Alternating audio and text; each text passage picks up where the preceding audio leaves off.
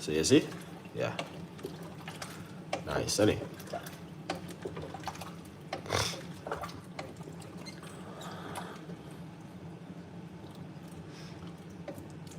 Teach you guys something, man. This is amazing, you know? Season it with water, make it have flavor. You don't have to put any salt in it. Just leave it naturally. If you like to, tip a bit of olive oil in it.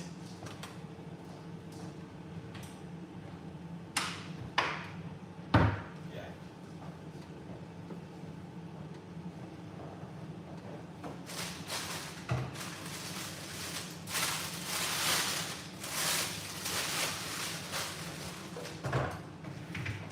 Good vibes. So we're gonna leave this now for it to come to the boil. And once it comes to a boil, then we're going to shear it up and show you guys how it looks